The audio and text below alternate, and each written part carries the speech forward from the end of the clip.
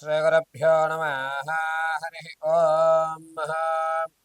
ఘనానాం త్వా గణపతిగుం భవామహే కవిం కవీనాముపమశ్రవస్తమం జ్యేష్ఠరాజం బ్రహ్మణాం బ్రహ్మణస్పద ఆనశృణ్వన్నోతభే సీదసాధనం శ్రీమహాగణాధిపతయే నమః.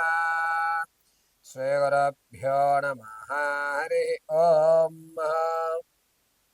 అందరికీ కూడా నమస్కారం. నవంబర్ నెలలో ద్వాదశ రాశి వారి ఫలితాలు ఏ విధంగా ఉండబోతున్నాయి? ఈ ద్వాదశ రాశుల వారు కూడా నవంబర్లో మీరు అనుకున్నటువంటి కార్యక్రమాలు దిగ్విజయం అవుతాయా? శత్రువు మిమ్మల్ని పొంచి ఉండడం వల్ల మీరు ఆర్థికంగా కానీ ఆరోగ్యపరంగా కానీ ఇబ్బందులు పడేటువంటి అవకాశం ఉందా? అసలు ఈ నవంబర్ నెలలో నేను అనుకున్నటువంటి స్థానానికి వెళ్ళడానికి ఏదన్నా అవకాశాలు ఈ నవంబర్ నెలలో మాకు దక్కుతాయా? ఈసారన్నా స్థిరాస్తులు చరాస్తులు లాంటివి ఏమన్నా మేము కొనుగోలు చేసేటువంటి అవకాశం ఉంటుందా?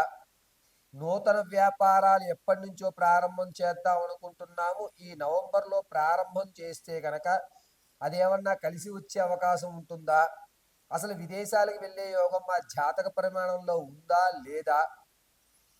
ఆర్థిక సమస్యలు తగ్గి ఆనందంగా కుటుంబ పర్యంతము కూడా గడిపేటువంటి అవకాశం ఆ పరమశివుడు ఈ నెలలో మాకేమన్నా కలగజేస్తున్నాడా అనేటువంటి విషయాలు, అందులోనూ ఈ నెలలో ఏదన్నా ప్రమాదాలు జరిగితే వాటి నుంచి శృతిలో తప్పుకుని ప్రాణ సంకటం లేకుండా జరిగేటువంటి వ్యవస్థలు ఏమున్నాయి?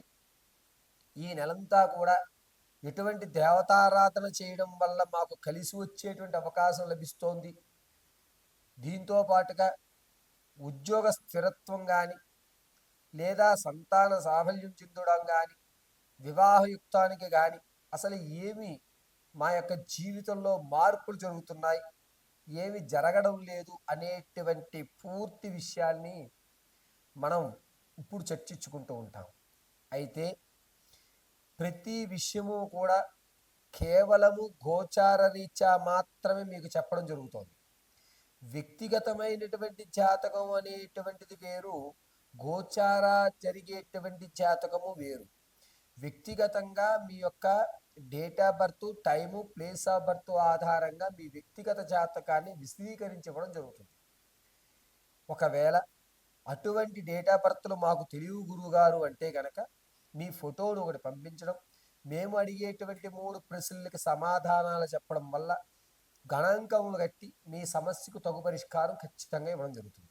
కాబట్టి ఈ నవంబర్ నెలలో ద్వాదశ రాశుల ఫలితాలు ఏ విధంగా ఉంటాయి అనేది మనం ఇప్పుడు విడివిడిగా ఏ రాశికి ఆ రాశిగా మనం వివరణ విశదీకరించుకుని చక్కగా మాట్లాడుకుందాం. పరమేశ్వరాకు శ్రీగురుభ్యో నమః. హరి ఓం. ధనుసు రాశి వారికి నవంబర్ నెలలో ఏ విధమైన ఫలితాలు ఉంటాయనే విషయం తెలుసుకుందాం. అఘోరేభ్యో తఘోరేభ్యో ఘోర ఘోరతరేభ్యః సర్వేభ్యో సర్వేభ్యో నమస్తే అస్తు రుద్రరూపేభ్యః సర్వం పరమేశ్వర పాదార్పితమస్తు. ధనుసు రాశి వారికి నవంబర్ నెలలో ఆర్థికంగా కాస్త ఇబ్బందులు కలుగుతూ ఉన్నాయి. కానీ ఎక్కడా కూడా మీరు అప్పు ఇవ్వాలనుకుంటే వేరే చోట అప్పు పుట్టడం, ఈ అప్పును తీసుకొచ్చి ఇక్కడ ఇచ్చేయడం, మళ్ళా అలా సర్దుబాటు చేస్తూ పర్వాలేదు మెయింటైన్ చేయగలుగుతాను ఈ నెల కూడా అనేటువంటి ఒక ఆలోచన రావడం, ధనం ఎవరి చేతిలోనూ శాశ్వతం కాదు అనే విషయం మీకు ఇప్పుడు అర్థమవడం, రొటేషన్ అనేటువంటిది ఈజీగా చేయడం జరుగుతుంది. మీరు అప్పు తీర్చేటువంటి విషయాల్లో కొంచెం జాగ్రత్తగా ఉండి తీసుకోండి. మీరు అప్పు తీర్చినా కూడా నువ్వు తీర్చలేదు అని ఆర్థిక భారం అనేది ఎక్కువ వేసేటువంటి అవకాశం లభిస్తుంది. మీరు అప్పు తీర్చినా అప్పు తీసుకుంటున్నా ఖచ్చితమైనటువంటి ఫొటోసో దానికి సంబంధించి కాగితమో ఖచ్చితంగా పెట్టుకోండి. లేకపోతే మీరు తీర్చినా తీర్చలేదని మిమ్మల్ని మళ్ళీ ఇబ్బంది పెట్టేటువంటి అవకాశాలు లభిస్తున్నాయి. ఆరోగ్యపరంగా చాలా జాగ్రత్తగా ఉండాలి. చెవికి సంబంధించి అదేవిధంగా హృదయానికి గుండెకాయకి సంబంధించి కొన్ని ఇబ్బందులు కలుగుతున్నాయి. ప్రెషర్ అనేటువంటిది ఎక్కువగా తీసుకోవద్దు. ఏమీ కాదు, భగవంతుడు మీ తోడు ఉంటాడు. ఇక్కడితో ప్రపంచం మునిగిపోలేదు. కావున ఈ ధనుసు రాశి వారు టెన్షన్స్ అనేటువంటివి ఎక్కువ తీసుకోకుండా ఉండడం మంచిది. మీ మైండ్ మీరు ప్రిపేర్ చేయండి. భగవంతుడు నా యందు ఉన్నాడు, నేను అన్నీ కూడా ఓవర్కమ్ చేసే అవకాశం నాకు లభిస్తుంది అని విశ్వాసంతో మాత్రమే ఉండండి. ఇక రాజకీయంలో ఉన్నటువంటి వారికి అంత లాభదాయకంగా లేదు. క్యాడర్ మిమ్మల్ని ఇన్నాళ్ళు గుర్తించి మిమ్మల్ని తీసి పక్కన పెట్టేస్తుంది. కొన్ని రోజుల వరకు ఈ విధంగా అయినటువంటి వాతావరణం జరుగుతుంది. కానీ విశ్వాసాన్ని ఎక్కడా కూడా సడలించుకోకండి. సినీ, కళా పరిశ్రమ, సంగీత సాహిత్యాల్లో ఉన్నటువంటి వారికి కాస్త ఊరట కలుగుతుంది. మీ కొత్త ఆలోచన ఎదుటివాడికి అద్భుతంగా అనిపించి మీకు ఒక అవకాశం ఇస్తాను అనేటువంటి మాట అయితే మాత్రం ఖచ్చితంగా వింటుంటారు. విదేశాలకు వెళ్ళేటువంటి ఆలోచన ఉన్నటువంటి వారికి కాస్త ఇబ్బందిదాయకంగా ఉంది. విదేశాలు వెళ్ళాలి అనుకుంటే కనుక నవంబర్ 15వ తారీఖు నుంచి 21వ తారీఖు మధ్యలో పెట్టుకోండి, కలిసి వచ్చేటువంటి అవకాశం లభిస్తుంది. అంతేకాకుండా ధనుసు రాశిలో వారు తాత ముత్తాతలకు సంభవించేటువంటి ఆస్తి ఏదైతే ఉందో ఆ ఆస్తి ఖచ్చితంగా వచ్చేటువంటి అవకాశం లభిస్తుంది. దీనివల్ల కాస్త స్థిరత్వం అనేది ఏర్పడుతుంది. పాత స్నేహాలు ఏవి మీకు మళ్ళా వచ్చి చేరేవు, కొత్త కొత్త స్నేహాలు ఏర్పడుతూ ఉంటాయి. దీనివల్ల లైఫ్ లీడ్ చేసేటువంటి ఒక ఆలోచన ధోరణి ఖచ్చితంగా మారుతూ ఉంటుంది.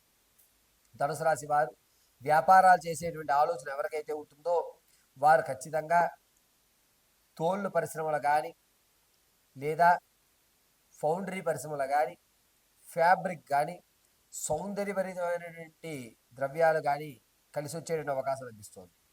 అంతేకాకుండా భార్యాభర్తల మధ్య ఇబ్బందులు ఎవరికైతే ఉన్నాయో వారి యొక్క ఇబ్బందులు అనేవి మరి కాస్త పెరిగేటువంటి అవకాశమే లభిస్తుంది.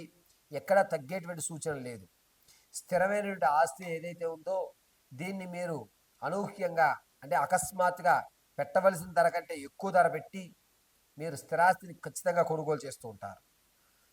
ఇక ఆడవారి విషయానికి వస్తే బంధువర్గంలో మీ పేరు కొంచెం తగ్గుతుంది.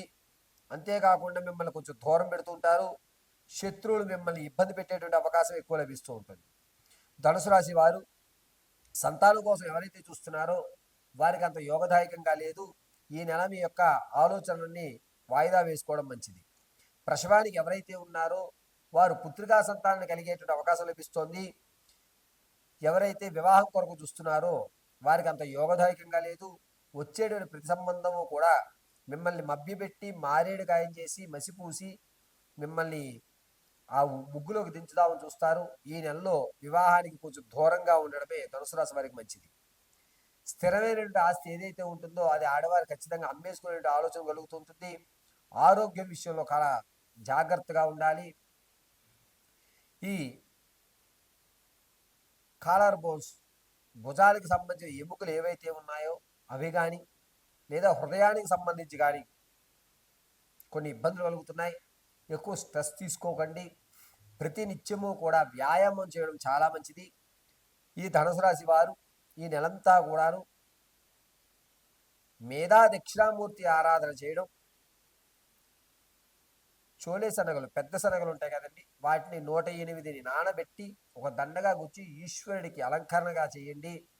సర్వం పరమేశ్వరుడు మిమ్మల్ని రక్షిస్తూ ఉంటాడు. ఓం ఊర్ధ్వ లింగాయ నమో నమః పరమేశ్వర రక్షతు అని ప్రతి నిత్యము చెప్పుకోండి. ఈశ్వరుడు అనుగ్రహం ఎల్లవెల్లా కలుగుతూ ఉంటుంది. భస్మధారణ ఎంత చేసుకుంటే అంత మంచిది మీరు. అంతేకాకుండా సోమవారము, గురువారము, ఆదివారం ఈ 3 రోజులు కూడా తెల్లటి వస్త్రం ధరించండి లేదా పసుపు వస్త్రం ధరించండి. పరమేశ్వర కటాక్షం కలుగుతుంది.